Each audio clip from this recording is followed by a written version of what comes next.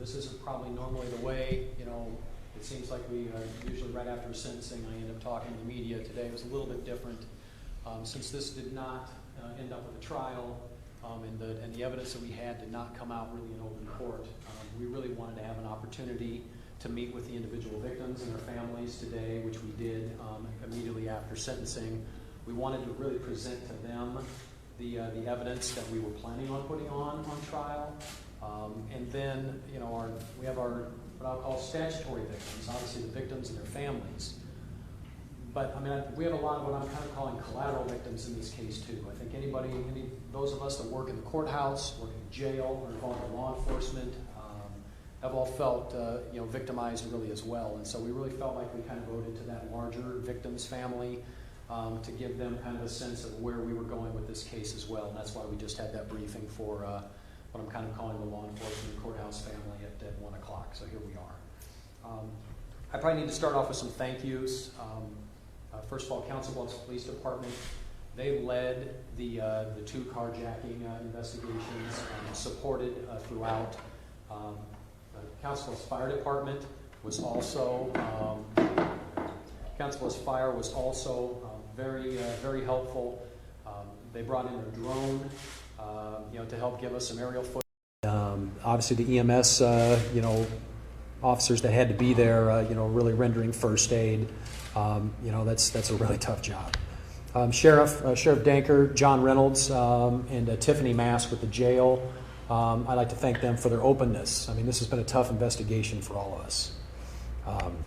DCI, they led the murder investigation. They really led, that's the Iowa Division of Criminal Investigation. Dan Dawson was assigned as kind of the lead investigator, and his job was to kind of collate a lot of information there as well. Want to give a special thanks to Daryl Simmons and DCI and Dan especially for their work. The Omaha Police Department, Chief Schmaderer was certainly here for moral support, on the day that this all went down. But you're going to see some pursuit video. It was Omaha officers that really were engaged in the pursuit and arrest. It was an Omaha detective that was able, along with DCI agent Phil Kennedy, to get a confession out of the defendant, right after this took place. And a special thanks to Will Henningsen, who's up front here. You're going to see some brand new 3D kind of technology that we've been using. It's a brand new laser scanner and 3D program that was purchased by my office in the police department a few months ago. And we were actually in the process of training on it with our officers when this went down. And OPD actually brought their team over to run the 3D scans, to help us capture our crime scenes accurately and very rapidly, and I really appreciate that help. ATF, this wasn't just, we had the ATF came in and said, what can we do to help? And in the end, they ended up paying for our DNA testing to be done in this case and had that tested themselves. And that was a very big help for us, because when you've got 99 counties all sending their DNA items to the Iowa Crime Lab, it usually takes months for us to get DNA results back. And in this case, it was weeks. And that wouldn't have happened without help from the Bureau of Alcohol, Tobacco, and Firearms. Douglas County Attorney's Office, first of all, for just being so cooperative. I have a great working relationship with Don Klein. Normally, wherever you get arrested, you go first. That's just kind of the way it works in the criminal justice field. And in this case, Don understood how important this case was to us here in Pottawattamie County and agreed to dismiss their charges and defer the prosecution of the case to Pottawattamie County so we could do this case over here. And also, I'd like to just say a special congratulations to them today. I know that they had their sentencing on the Shanna Golyar murder case.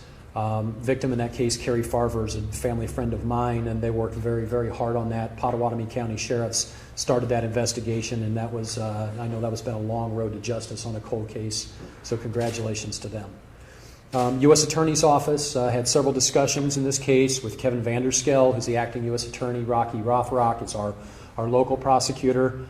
We had some discussions about whether this is a case that should go federal and whether or not they should be seeking the death penalty. And I know that the U.S. Attorney's Office was interested in that. And I ended up on a conference call with the head of the Capital Crimes Division in D.C. And after we kind of discovered that the way the system works, since he had already been sentenced to that 45-year sentence with a minimum of 30. Even if they were able to prosecute him and seek the death penalty, he was going to spend the next 30 years in the state penitentiary in Iowa before he would even be able to be transferred over to the federal authorities. And for that reason, for a maybe, I wasn't willing to give up the prosecution of this case. I felt like we have a very good statutory scheme in Iowa. Life means life, guaranteeing that result. And I think it was important for the local citizens of Pottawattamie County to feel like they were the ones that got to be involved in bringing this case to justice as well. I don't know how even to thank the Woodbury County Sheriff's Office for stepping up and handling security and housing him through this period of time. You know, it's really tough when we're trying to do our jobs, and we have to still make sure that he is safe and clothed and fed, and that really was not a job that should be given to our jailers. They do a great professional job, but that's really too much to ask, and Woodbury County really stepped up and assisted us. The WISH unit, that's the Western Iowa Survivors of Homicide, they really acted as victim witness coordinators for us in this case as well. And so for Jill and Roxanne, that really held the hands of our victims through this. I mean, sometimes, you know, it's tough as a lawyer, as a prosecutor. It's tough for me to get not emotional about this case, but it's also our job that we have to do that. We have to be professional. We have to distance ourselves from cases, and sometimes that can mean we're maybe a bit insensitive, you know, to our victims. And having people that are there fighting for them, advocating for them is such an important part of the process, and I really want to thank them for their work. My office, in particular, my Chief Deputy, John Jacobmeyer, who's going to give you the actual briefing of the evidence here shortly. Sarah Jennings, she's a newer attorney in my office and is kind of our tech expert. She's actually off at a computer conference in Alabama right now, but she's really the one that put together a lot of this presentation you're about to see.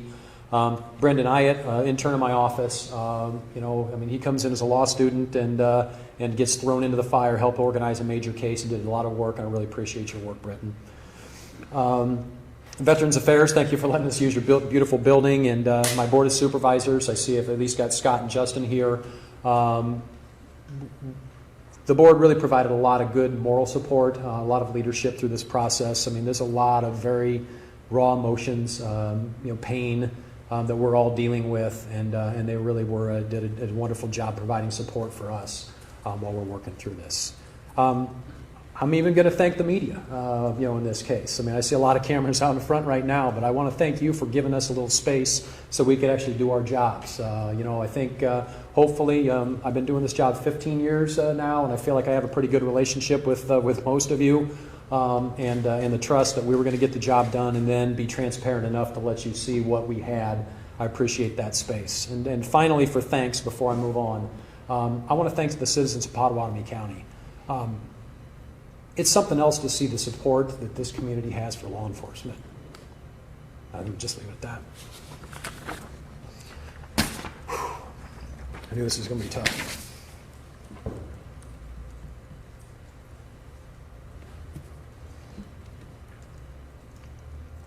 I laid odds about 75% I wouldn't make it through this presentation, and I think I probably was correct. May 1st is the worst professional day of my career. One of the officers whose job is to protect me while I'm doing my job was killed. And the coward that attacked him has now been sentenced, and he will not breathe another breath of free air in his life. And for that, I am thankful. I hope that Mark's spirit can find some peace and rest. Today marks the end of this case, and I hope for our community, for my office, it's the beginning of some healing and closure. Part of that healing process means we need to answer some questions. I understand that. What happened? How could it happen? How can we make sure that nothing like this happens again? I'm hoping that over the next hour, we can answer those questions to the best of our ability. I know I've got Sheriff Danker here, and between the two of us, I'm hoping that once we're done with this, any individual questions you have, we can hopefully get to it. But before we get to that, I do think it's appropriate that we explain to you and to the general public what evidence had been gathered and what we were prepared to prove at trial. You're going to see an edited version of the video from the Sallyport at the jail as the events unfold in real time. And when I say edited, I really only mean that Mark, once he's shot, is blurred out. We've pixelated that so that you're not seeing, Mark's body, the blood there, as he's lying on the scene. And I'm not going to disrespect his memory enough. I don't really care what public records are going to say. We're just not turning that over. But we don't edit it out. I mean, you're going to see it start to finish. From when they head into that Sallyport, you'll see the events unfold in real time. You're going to hear some frantic 911 call audio. You're going to see cruiser video from Omaha Police Department as they chased down and then ultimately arrested the defendant in this case. You're also going to be introduced to some 3D technology that we believe is going to feature quite a bit in our major cases going forward. I've mentioned before, but this technology was jointly purchased by my office and the Council Bluffs Police Department. And it uses a laser scanner really to map a crime scene. Before we used to do things with what we call a total station, which is basically surveying equipment, and they just see a piece of evidence, they take a laser shot of it, and it gives them a distance. This scanning technology we now have does something like tens of thousands of points of data per second as it scans a scene, and it's able to render a completely 3D virtual environment, which is then layered over with pictures. And so it allows us to put ourselves into a scene. I'm very excited about the use of this going forward in our investigations and prosecutions. It also allows us to scan a scene in mere minutes, what used to take hours. And this is a safety issue for officers, especially if it's a major, say, motor vehicle fatality, and you've got, roads closed and folks out there, they can get a scene scanned, mapped, and be done in minutes.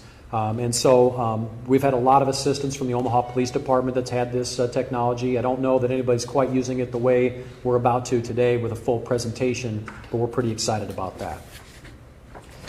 Back to this particular case, I'm very gratified that this case is over without us having to put our victims and witnesses through the stress of a trial. That said, I have never in my 15 years as a county attorney had a case that was so open and shut. I've surveyed many judges over the years about what they would like to see. What kind of evidence would they want to see in an ideal case? And it should come as no surprise, the list that I generally get. Eyewitnesses, a confession, DNA, the murder weapon. How about a video of the crime being committed? Never do we have everything on a jury's ideal wish list until this case. The challenge in this case was not going to be proving this case legally in court. The challenge for us, frankly, was number one, keeping ourselves emotionally in check, and as you can tell, I'm still struggling with that a bit. And then number two, finding enough jurors in Pottawattamie County that had not prejudged this case to make sure that the defendant received a fair trial. Because my job is not to get a conviction at any cost. My job is to secure a fair conviction, and that means that we have to protect the constitutional rights of folks even when we don't want to. Another complication for us, I'm not going to say that just because the evidence was overwhelming that meant this was going to be an easy case. This was like putting together 4 major crime scenes all at once. We have a crime scene that's taking place at the Sallyport where the events initially unfold. And then it moves on to the attempted carjacking of Jerry Britton at 16th Street. And then it moves on to the successful carjacking of Amy Kanger at 25th and I.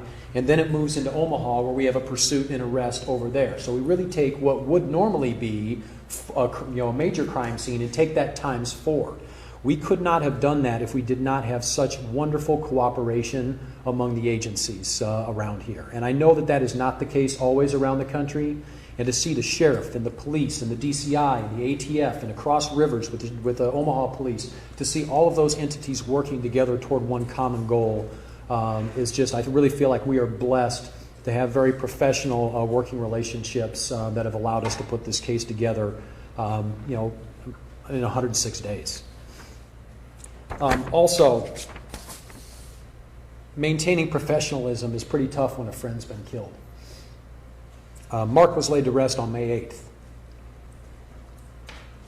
And his killer had his initial appearance in our courtroom 2 days later. I can't imagine the strength it took for our Pottawattamie County court security team, 4 of whom had been pallbearers at Mark's funeral 2 days before, to go into that courtroom and protect him like they do everybody else 2 days later. I have nowhere near that emotional strength, and it's a testament of their character that they were able to get that accomplished. My goal, as early as the afternoon of May 1st, was to make sure that this defendant was sentenced to life in prison in Pottawattamie County. Even though we didn't get to try that case here, our mission has been accomplished. I'm now going to turn this briefing over to my chief deputy. John, he's going to let you see the evidence that we had. After that, I might have some comments about the sentencing that we had today, and then we'll open it up to your questions. John. So, as Matt said,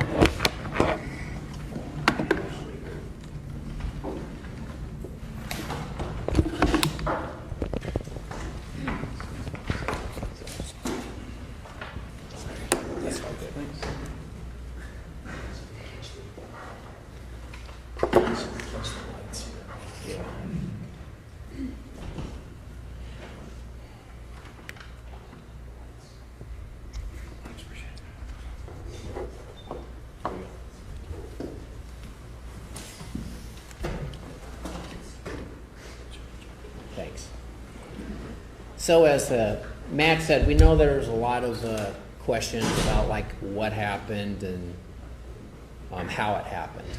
So what I'm going to do for you today is I'm going to take you step by step, everything from the time that Mark and Pat pick up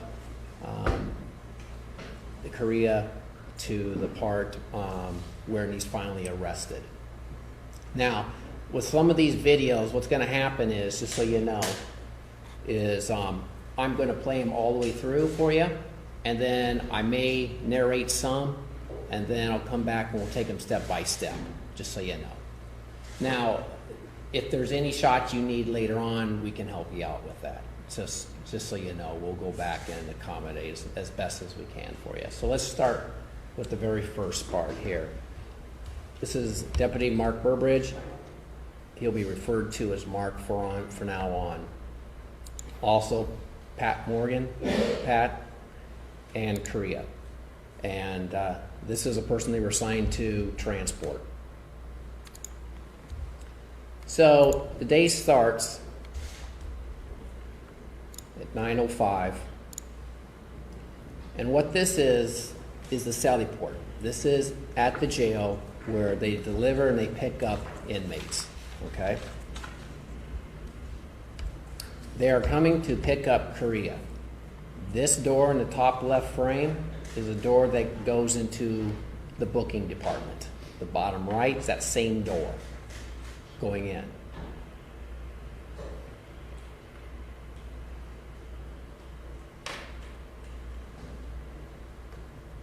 You're going to hear the sounds. Sometimes on some of these videos, the sound's going to be a little bit quieter and some a little bit louder.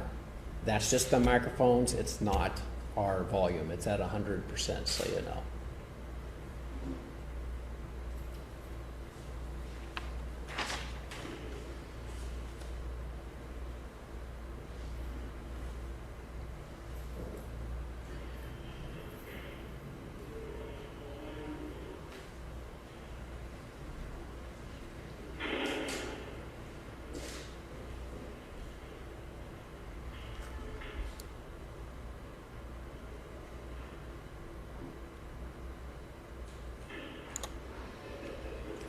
They get the female inmate and Correa, and they start heading back to the van in the Sallyport.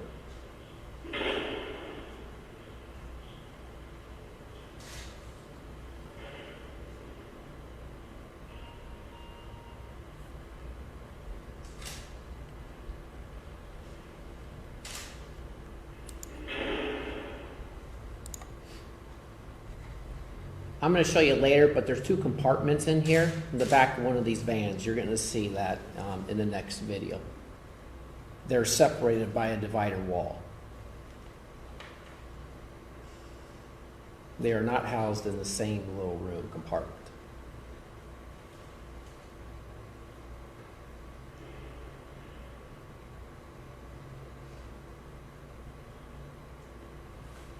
Mark is the passenger and Pat is the driver. And that's the way it is all day.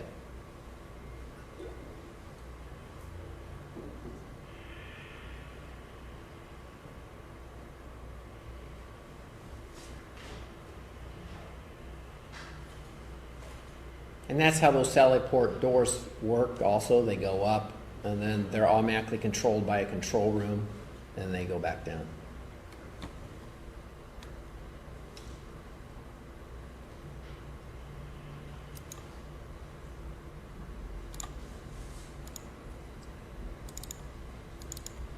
Video I'm going to show you first here is of the van arriving at the courthouse. Now, the courthouse has their own little, I don't know what you want to call it, Sallyport, their own little area where the vans come and they unload and they pick up the inmates. The inmates, when they get dropped off here, they go into a holding cell. They can meet their lawyers. They can talk to them until they have their hearing, and then they have their hearing and they come back out into the holding cells, and then they go back in. What I want to show you here is how the back of that cargo van works, and you're going to be able to have a good shot here to see how it works.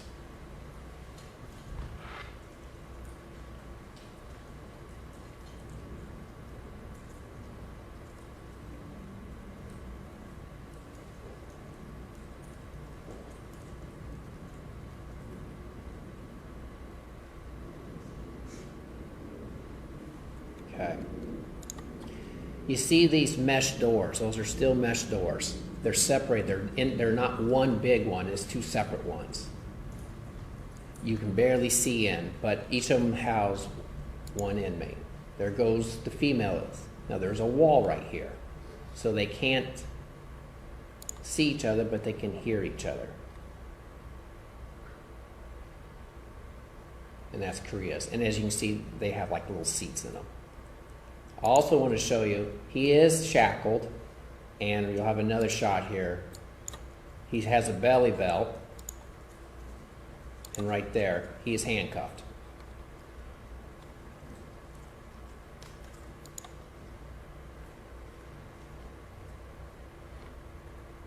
He has the hearing that you've all heard about, and this is a shot of him getting loaded back up in the Sallyport and heading out.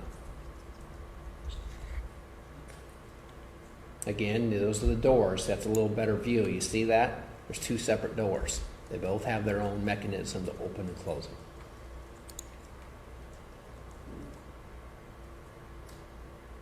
Correa has the belly belt on, and he is shackled still with his feet and his hands.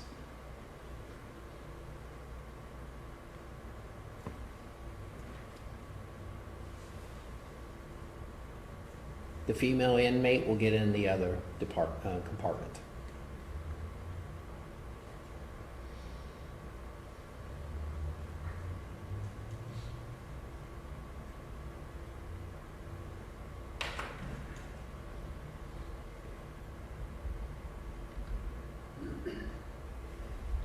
Now, on the way back to the jail, to the Sallyport, later on, the female inmate is interviewed, and she knew how much time that he had received, Correa. So she was a little surprised when he was saying through the walls, remember that she can't see him, she can only hear him, that he was getting out soon, and that maybe they should hook up or get together. I'm going to jump in real quick. I know your mics are over here. Just something else is that you're going to see once this video starts that Correa comes out and he is clearly not shackled or handcuffed anymore. So I kind of wanted to address that issue. We're not going to give a whole lot of specifics because that is still an issue that is under investigation. I can tell you that the best intelligence we have at this point is that, and even what Correa has indicated, is that he had a key, he had a covert handcuff key in his possession. We believe it was handed to him by another inmate when he was at the Pottawattamie County Jail. There's a search warrant that was, because we believe he had a key, we got a search warrant when he was up in Woodbury County to have his whole body x-rayed. We were concerned that he may still have a key. That was one thing he would not confess to when he was interviewed by Omaha Police was, how he got out. And so, we believe that he may still have that key in his possession. Woodbury County brought in a full body portable x-ray scanner, and they x-rayed him completely to see if he had a key on or in him, thinking maybe he would have swallowed it. The only thing that they could not, you'll notice he had a little different hairdo today in court than he's had before. His hair was so dense that the x-ray tech was not able to get a good picture of what was in his dreadlocks. And so that's why his head was shaved up in Woodbury County. It took box cutters to get through his individual dreads to see. They ultimately did not find a key, but he did indicate while that search warrant was being executed, he said, I can speed this up. I know you're looking for a key. I don't have a key. I had one, but I lost it when I was over in Douglas County. They made us change clothes there, and I had hidden it in my sock. We've never been able to locate or find that key, but because of that, we believe that's how he was able to defeat the handcuffs and shackles, is it looks like somebody else in the jail had somehow managed to get a covert handcuff key into his possession. So this is the incident here at the Sallyport. I'm going to let it run through until the van goes through the Sallyport door, and then I'm going to not make any comments. You can film it, and then I'm going to come back and we're going to take it step by step, exactly what went down.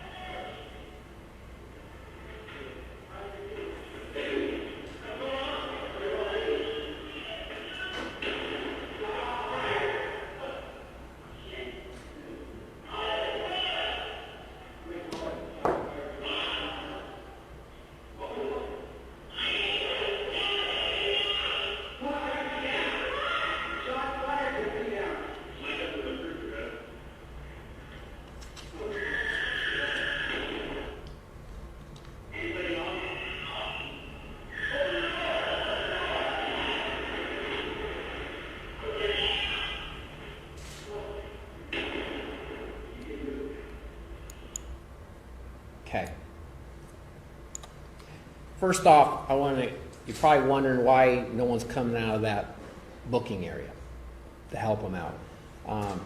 It's procedure, this is a booking door, that you have an armed intruder in there, you can't allow them into that booking area to get into where the jail's at. It may sound harsh, but that's reality. So the folks in the Sallyport are on their own until the threat dissipates, because bigger things could happen otherwise. So that's why the door, no one comes out until a little bit after the van leaves. So we're going to start this step by step.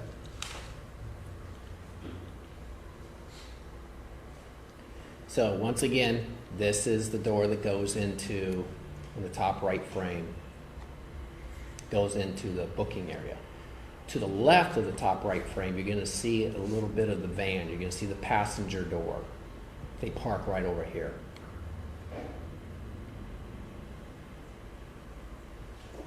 There is a blind spot, so you know, right here. Some of the fighting occurs there. There's no camera angles for that section.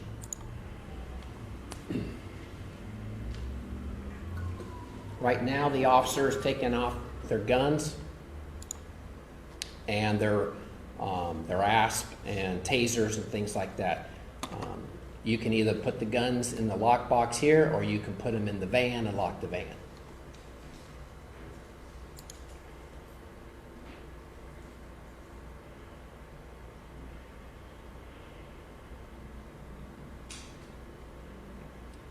Pat takes the female inmate first, and he starts walking towards the door. So he's walking towards the booking door. On the bottom right and left, you can see Correa come flying through. Remember, you have the two mesh doors, and they're separate doors. So the one opens up for the female inmate, and she gets out and she starts walking towards the booking door. When Mark, he doesn't know that Correa's already got his handcuffs off and his shackles, and it's mesh. So as soon as he unlatches that, it goes flying and smacks him. When Correa comes out, you're going to see, and I'll try to pause it, both his hands in a fist. He has two shanks on him, and he uses both of them. And from speaking to him in the future, his goal is going after, he knows he wearing the vest, and to get to the guns, he's got to, he's going for the throat, the face, the neck of Mark.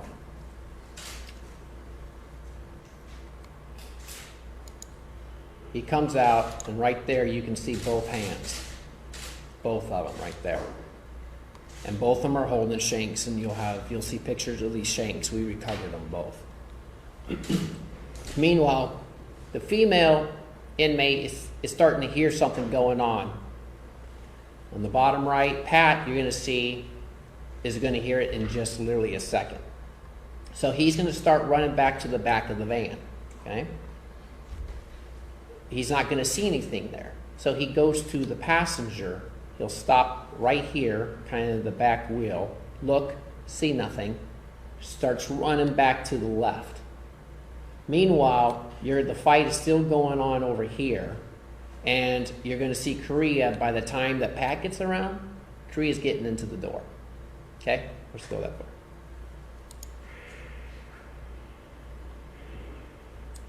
Now he looks, he can't find him.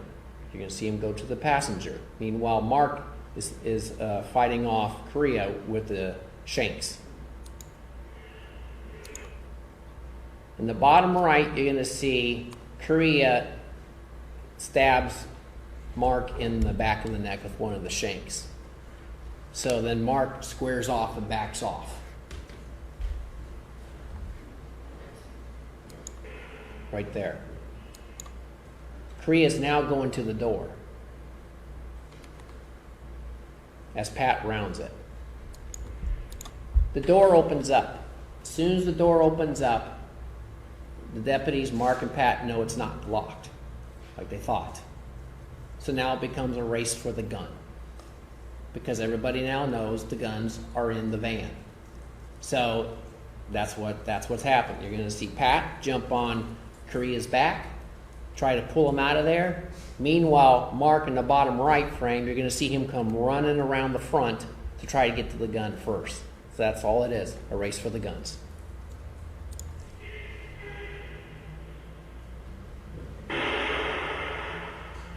Mark gets shot in the head.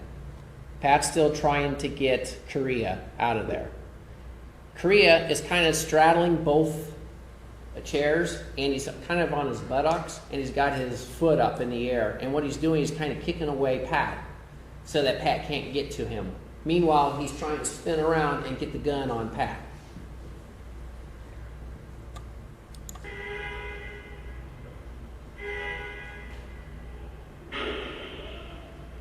Pat sees the gun. It's pointed right at him now. So he's got his arms up and he's backing off.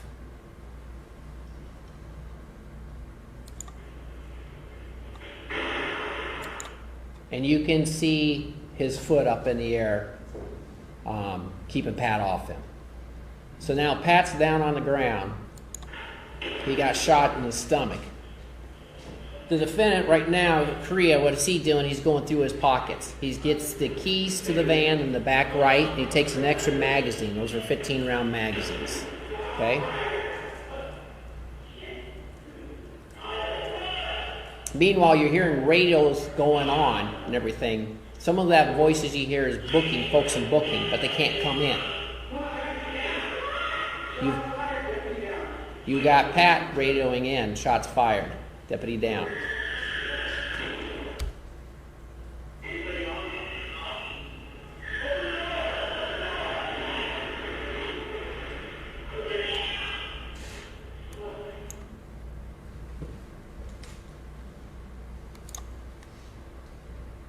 I'm going to play for you the 911 call from the booking.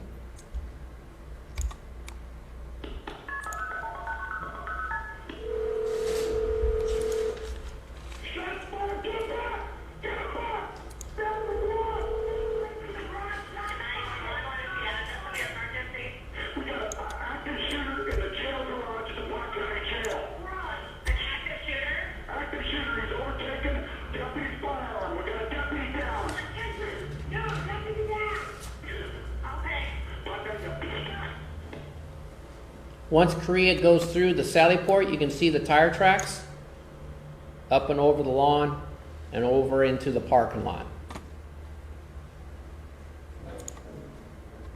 We have an exterior video. Look in the top left panel. You're going to see the van go through the Sallyport doors. And then the bottom right, you're going to see his route he took.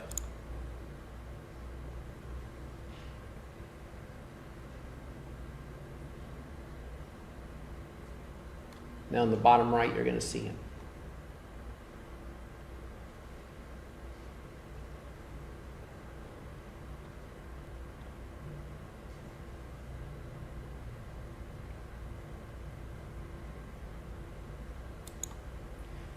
This vehicle right here is actually Jerry Britton's pickup truck. And this is another witness we have. And what's going to happen is you're going to see the van, and it's going at the very end here. It's going to pass this witness truck and vehicle, and it's going to get right behind Jerry Britton. And it passes him right there. So now he's behind Jerry Britton.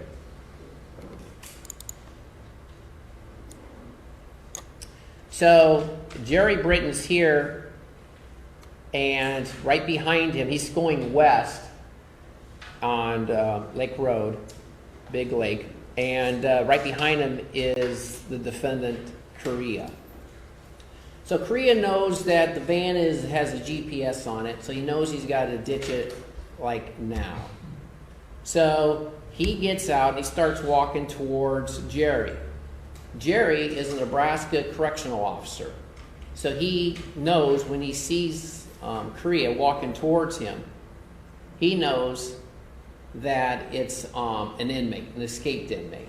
And he knows that he's going to get robbed.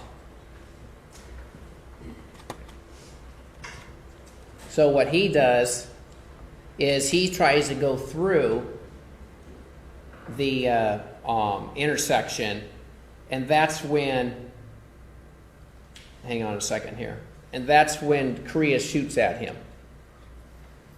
Hang on just a second. Yeah.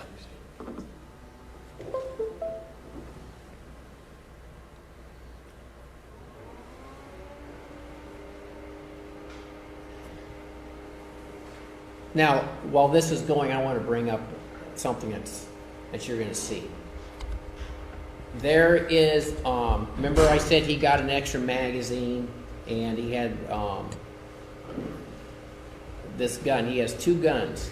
The first gun, the one that he used in the Sallyport to shoot Mark and Pat, that was actually Pat's gun. Now, it jammed, so you know, after the second shot, after he shot Pat. So he had to switch guns. So when he goes towards Jerry Britton's vehicle, he's actually using Mark's gun. Now, question that you ask, how do you know the gun's jammed? Well, you know the gun's jammed because he tried to pull the trigger again. And that's kind of like the MO that he had, because in the last trial he shot the individual and he tried to shoot another shot right in his head, but the gun misfired.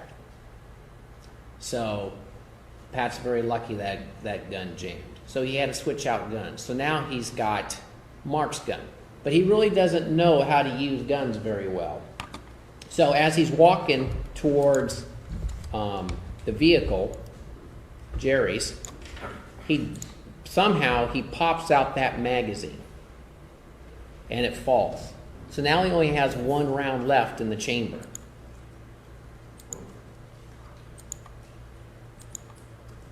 And that is the round right here. There is the vehicle right there.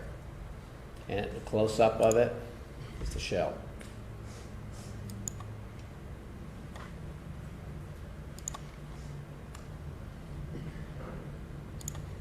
Kelsey Bridges is in the car. She's a passenger of Jerry. And she calls 911 as soon as the shooting occurs.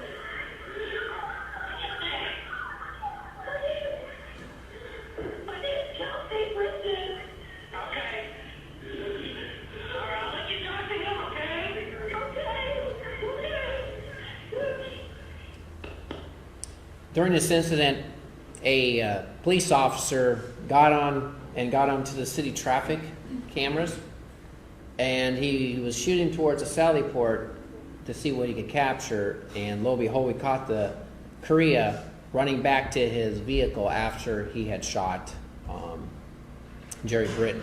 Now, it looks like he's not running towards a vehicle, but I'm going to play this video for you. But what's happening is actually he never took the van out of gear, so the van's going to keep coasting down, and then it's going to pan the camera, and you're going to see Jerry Britton's truck go into the ditch.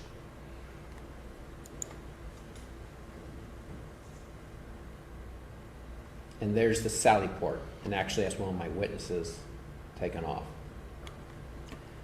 So what happens then, I want to show you something here.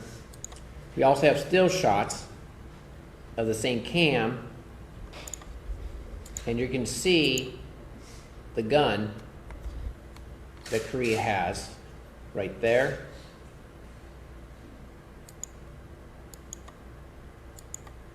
And right there. He still has the belly belt on him, so you know, but he doesn't have the handcuffs on him. So the belly belt's just, you know, hanging on to him. In fact, when he was arrested, that's what he had on him.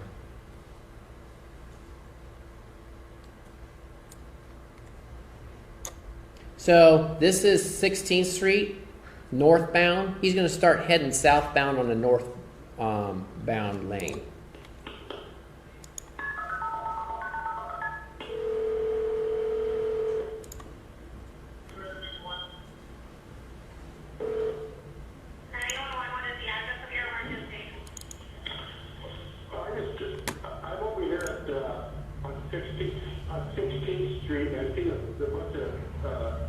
cruisers expedited down the street. I was looking for a van, a white van just went flying down the street over here.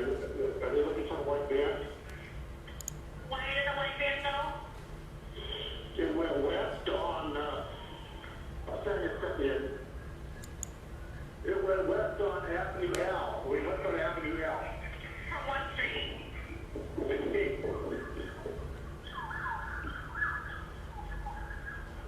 Is that what they're looking for?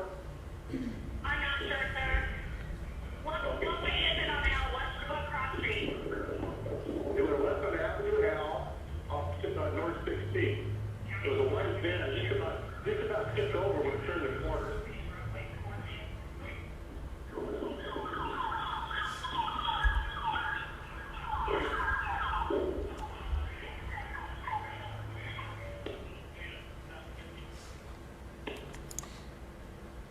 So he ends up on 25th Street with Amy Kanger. And she's in her car, which is a black Nissan. And he approaches her with the gun pointed at her and tells her to get out. So she gets out and he gets in the van. But then he finds out it's a stick shift and he can't drive a stick shift. So he orders her back in. Now what she doesn't know is that there's no magazine in the gun or in the chamber. She's just playing with her. She doesn't know it. So she then takes him to R&L liquor store in Omaha. That's where she finally convinces him to get out. This is the van.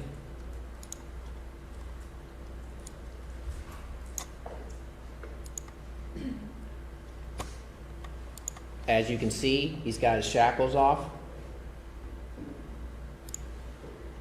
And see the partition I was talking about too?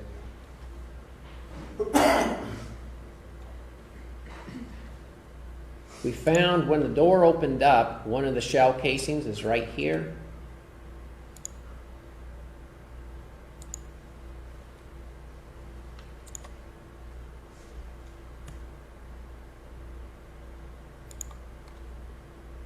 We found the other shell casing on the passenger seat.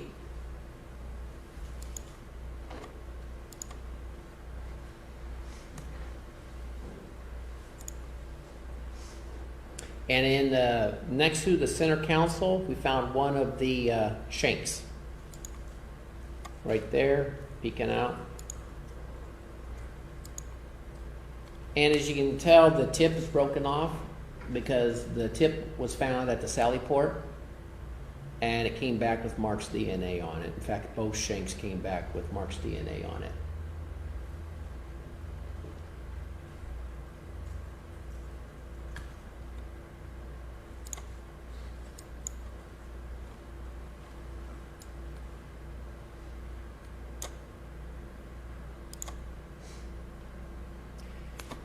This is a picture from the driver's side. As you can notice, there's a gun there. This is the gun that was used at the Sallyport. This is the gun that jammed. This is Pat's gun. There's a second shank, as you can see, and this is an extra magazine, the one he had taken off of Pat's belt.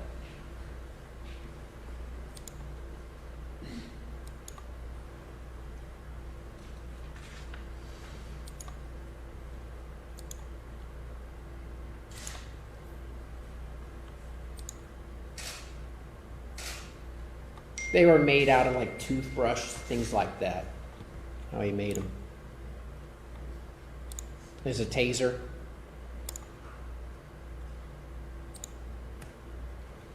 So he forces Amy Kanger to drive him to Omaha, where she finally gets out at R&L liquor store, which is about right here at 5825 North 30th Street. She runs inside the liquor store and she calls 911. She calls 911 approximately like 11:15 a.m. and by 11:23 a.m. the OPD police are already on them.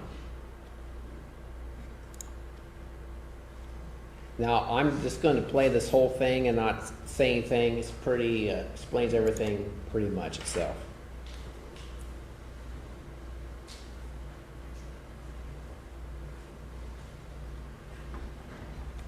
He is actually by, I'm going to take that back and talk a little bit. He's actually there at the R&L, the liquor store, and he's going to start backing up here.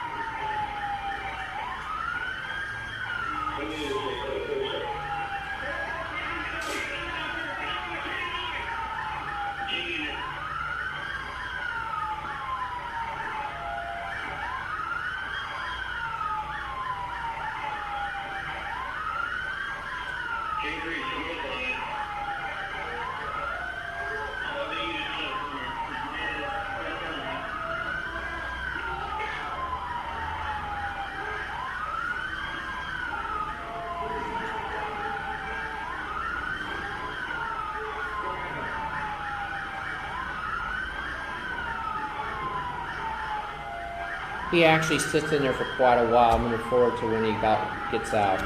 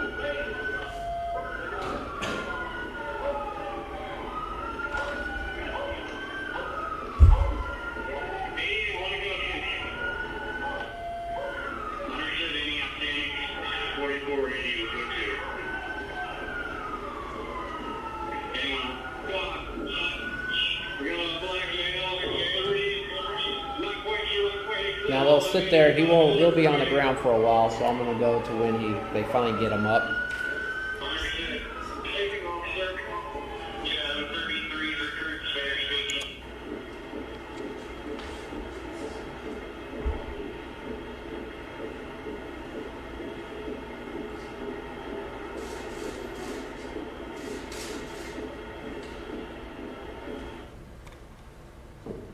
They ended up interviewing him, where he admitted to everything except for the key at that time.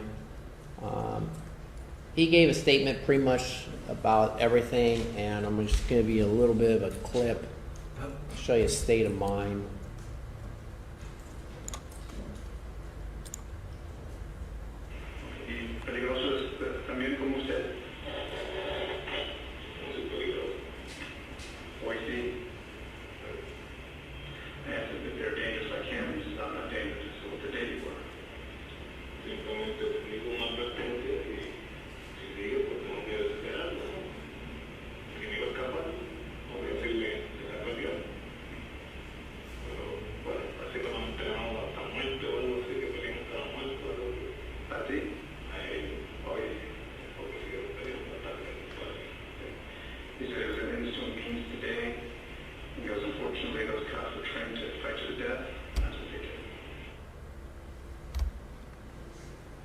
Then he got sent to Sioux City, and this is graffiti. This is stuff he wrote there in his cell.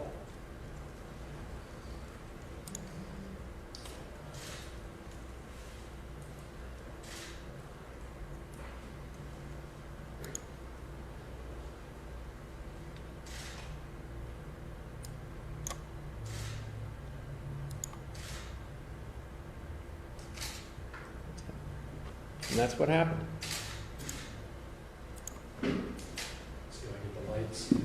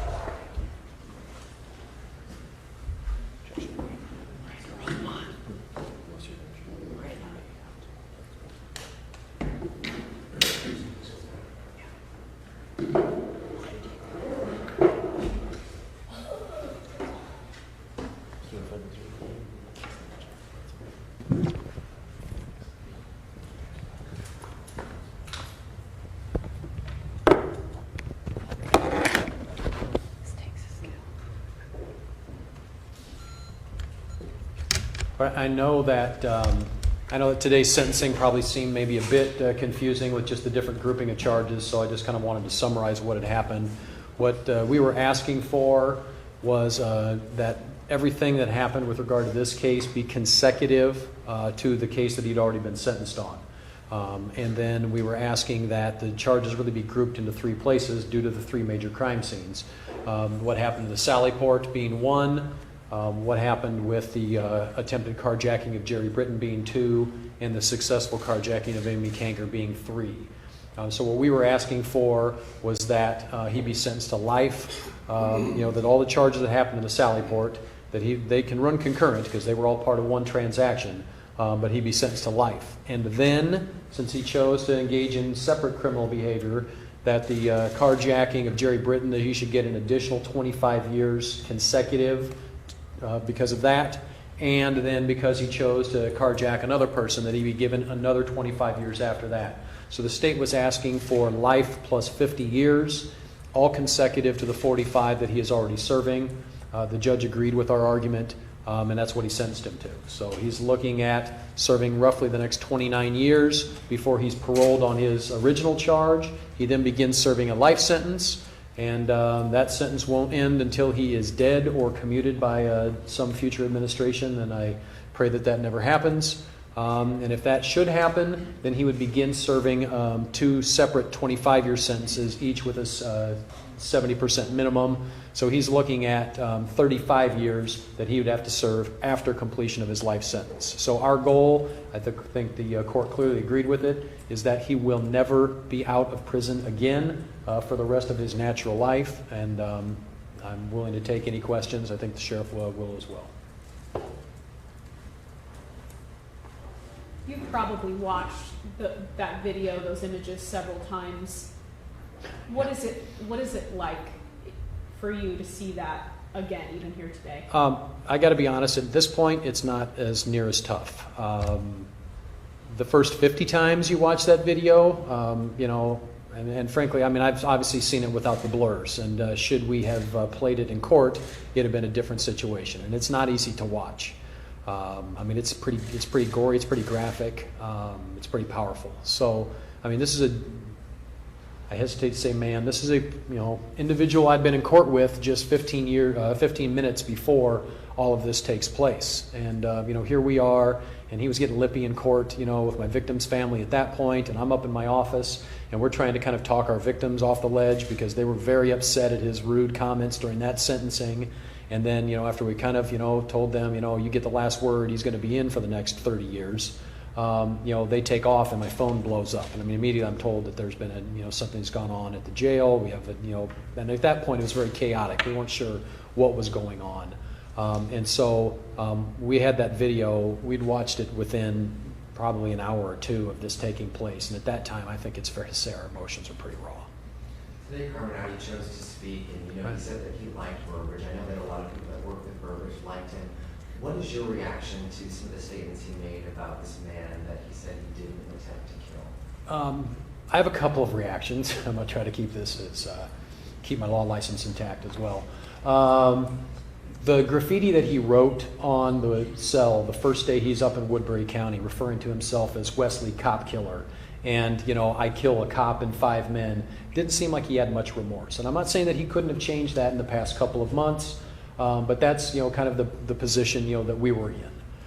I did meet with all of our victims that were going to be in court today ahead of time, and I warned them. I said there are 3 possibilities when the defendant has an opportunity to speak that are going to happen. I said possibility 1, and I think probably the most likely is he's not going to say a word. I mean, I think after the last thing that happened, I assumed that he would be told it's probably best to just keep her mouth shut, and I figured that was most likely. I said it is possible that he'll be apologetic. I consider that to be the least likely. And I said the third possibility is he's going to say something horrible and rude, and we just have to get through it. And I have to say I'm very grateful that he did not choose option 3. I can't tell you what's in his heart. That's between him and his God, and if he's truly remorseful, then that's a good thing. I think it was good for the kids to hear that, though. Did he cross the downtown bridge, or before or after it was started? I'm not sure that we ever figured out the exact route that he took Amy Kanger with. So, I mean, I wish I could tell you that, but I'm not sure that she was really tracking that, at the time. She had a few other things on her mind. It's pretty amazing. I mean, I know, we've spoken to her a few times, and she really was struggling with, what had happened, and I think less so at the time because she didn't know what had just happened. I think it's one of those where after the event happens and you realize this is someone that's killed a police officer, has shot 2 others. I mean, I think she was really, feeling it at that time. Pretty amazing. Today that he would have escaped had he killed her in University of Dawn. Is that logistically probably not likely? But yeah, who knows? I mean, that's like I said, with Amy, I thought it was pretty amazing that she kept her pregnancies. She's basically giving him driving lessons while they're driving. I mean, he can't drive a stick, and she's basically helping give him rudimentary stick shift driving skills because she knows she's a necessary person in that car until such time as he can figure out how to push a clutch and shift a gear himself. And so she's kind of talking him through the process, and she's like, okay, I think you got the gist of it now, and she ultimately talks herself out of the car. I mean, he can make whatever comment he wants about how he was never going to hurt her, but I mean, it would have been, he doesn't have any bullets in his gun. I mean, that's a little different situation. You can tell this is somebody that is panicking. He's on the run. I mean, the fact that he leaves a magazine behind, he doesn't even know how to operate, these guns. I mean, he takes the time to pull an extra magazine. Then when he drops a mag, he doesn't have the presence of mind to pick it up or to even put the spare back in. I mean, it's just, he obviously was in full flight, at that time. If she was in his way in any way, she would have been dead. There's just no, there's no ifs, ands, or buts about it. If she's not in his way, then there's no need to, to do anything about it. And I think that was the case for him. She was useful. She taught him how to drive, and he really had no need to do anything else at that point. Matt, are you surprised he changed his plea to guilty Yes. and spare you all? Yeah, I mean, I would say yes, only because, I mean, what's the point? I mean, legally, you can't get any worse than life. I mean, we weren't offering many deals, and so, I've never in my career, I mean, I know it happens every once in a while, but I've been doing this 15 years, and we've had a lot of cases. I have never had anyone walk in and plead straight up to a Class A felony. I mean, I've just never had that happen. Again, I'm not saying that it's not, it doesn't happen. I was a little surprised. On the other hand, like I said, this case was overwhelming. And I mean, I don't think it's very enjoyable to be sitting in a pod all by yourself up in Woodbury County. I think he's basically been in solitary for the past 3 months. If he knows at the end of the day, even if he somehow weaseled out of this case on a technicality, he goes and starts serving a 30-year sentence minimum, he's going to end up in the pen, for 30 years anyway. Had he not had that case already resolved, maybe we're in a different situation. But I think for him, right now, everyone is hyper vigilant when it comes to him. And I don't know if I'm cynical enough or paranoid enough or whatever you want to say. I think he's looking forward to getting to the state pen and hoping over 2, 3, 4, 5 years that people quit paying attention to him, and he'll hatch whatever other plot he has. And I just really, really hope that we do not see his name in the news again. The family has said that this is never going to be closure, this is never going to be relief. But being able to maybe show this video that maybe the family doesn't even want to see themselves to the public, what do you hope the public and law enforcement officials across the country can learn from this? Well, I mean, clearly the lesson, and I think Sheriff would probably agree with me, I mean, clearly the lesson is you can never, ever at all let your guard down with some of these folks. And I've said this. I mean, I had a conversation with Pat when he was in the hospital, and he's, obviously dealing with some issues, just survivor guilt, if nothing else, like, why am I still here? And I mean, I'm of the opinion it's probably the gun jam. I mean, I think we have come to the conclusion that how would he know that gun was not, because you can't tell looking at it. There's a little rod that sticks out in front. It's called the gun's out of battery, but basically, unless you know how to adjust that gun's not going to fire. But you can't look at that gun and know that it's not going to shoot. The only way you would know that is to pull the trigger and nothing happens. And that's, I believe, what happened in the Sallyport. Otherwise, how would he even know? And so, I mean, the only lesson you can say, and I know this is one that, our officers understand, and certainly it seems like in today's, world, it's a dangerous place, and you can never, ever, ever let your guard down at all. Are they still allowed to leave the guns in the van, or they need to put them in the gun safe now? I'll let you,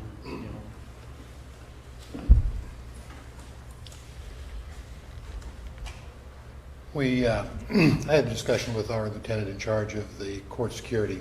The procedure they have been using at this time is when two of them, the two deputies, when they're transporting, one will step back away, still armed, and the other one will secure his weapon, then open the doors and get the people out, and then take them inside. Then the other deputy, once they're secured in there, will secure his weapon and go inside. So that is a procedure right now. Again, we're reviewing this. Obviously, this is something that it is not uncommon to do what the deputies did. Talking with Pat, he said he locked the door, and I can't explain why it was unlocked, but that was up to the officers. The officers, I've seen officers that will come in with like a sedan and lock their weapons in the trunk of a vehicle. So that is not uncommon for that to happen. But again, the gun locks are on the wall there where they can secure them. But again, this was something that, as Matt said, it's a situation you never know what can happen. So, and this was, again, I know that was probably the last thing the deputy saw, that he would come out of there without any type of shackles or handcuffs on. Sheriff, and on that point, the key, this is mentioned, the fact that you possibly could have, I'm still not completely sure, it says there was one. Is that a concern that there could have been a key out there you could have accessed this and unlocked these shackles? Yeah, is it a concern? Yes, I guess.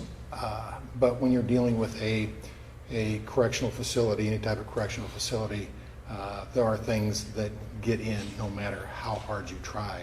I mean, contraband does get in, unfortunately. And again, we try to do everything we can to make sure that doesn't happen. There's all kinds of these covert handcuff keys that are available on the internet. I mean, there's a number of different outlets where people can buy those type of things as standard handcuff keys. So it's something that do I know? Know how it got in there? I don't know, but they're very prisoners are very creative sometimes at securing or secreting contraband when they come into a facility. So, and that's one of the reasons we've had the conversation about looking at a body scanner for prisoners coming in, and if they're going to court, when they're going out to court, is doing a body scan, because it is something that it is able to see items or different things that may be secreted on the body, and that can be, you can locate them. So it's you can do strip searches, you can do all kinds of things, but you can't, unless you have some probable cause that they have something in a body cavity, and you'd have to get a medical professional to do that search. You have to get a search warrant for that. You don't know. So I mean, it's law enforcement does a very good job, and they try very hard to make sure that contraband do not get into jail or correctional facilities. But the fact is, it does happen. But I think, one of the things I've certainly learned over the past 15 years is evil finds a way. And I think any of us that ever flew on an airplane before September 11th, 2001 understand that. We didn't have an understanding in our system that there were people that were willing to fly airplanes into targets. And as a result of that, we changed our security procedures, as a country, in airports.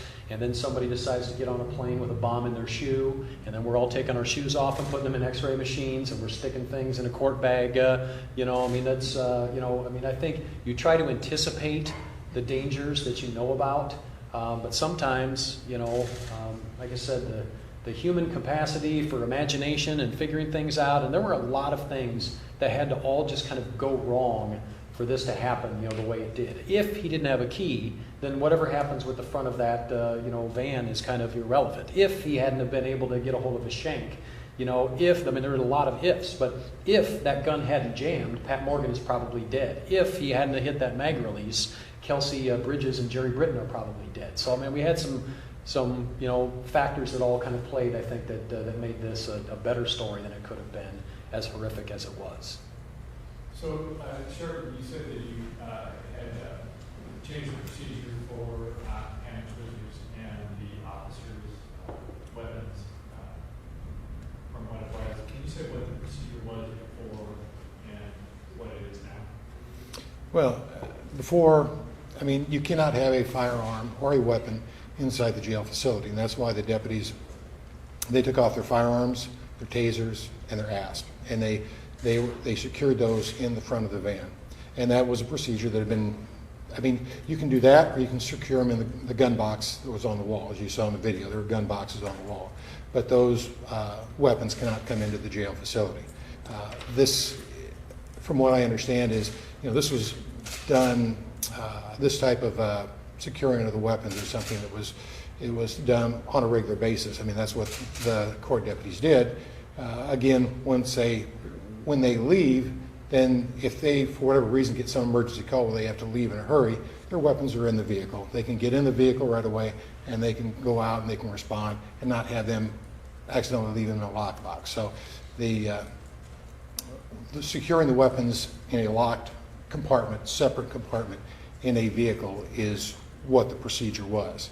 Now, again, I spoke with the lieutenant in charge of the court security, and that is what they're using right now, that type of a procedure. But again, I cannot explain, because again, I spoke with Pat, and Pat said, no, I locked, that was locked. We closed them, take our weapons off, we put them in the front of the van, close them, lock them. He said, I did that. So and I can't explain why it was unlocked, but again, that's why right now, due to this, that's what why the procedure has changed.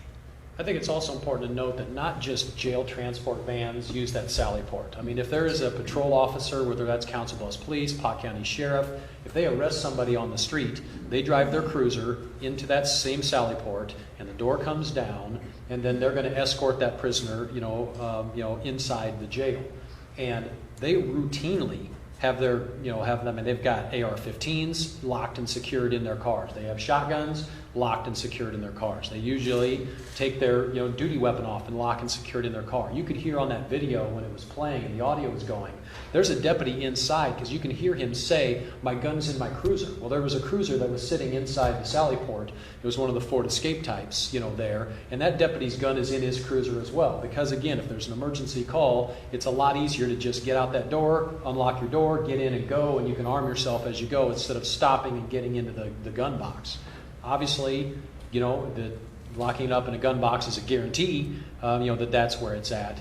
But I think that Correa's plan was assuming that door was locked. I mean, his plan was disable Burbridge completely with a shank, get the keys, get into, and he said that during his confession statement as well. His plan was stab him in the neck, take him out of commission, and then get the keys so he could get the guns, because he knew that there was no escape without the guns. And so it just happened to be a very bad set of circumstances. I don't know if Pat accidentally hit the key, if he still had the key fob in his hand, if he was unlocking it trying to get there himself. I mean, who knows how that that all happened. Pat has expressed to us that he never wants to see that video, and I certainly don't blame him for that. He remembers locking it, and obviously the door wasn't locked. I mean, that's really all we can say. So just clarifying here, it's not that there's a compartment in the vehicle, it's just that you can leave the weapons on the seat or wherever and then lock the doors, and because it's separate from where the prisoners are, that's where it's secure. That is correct. Right, thank you.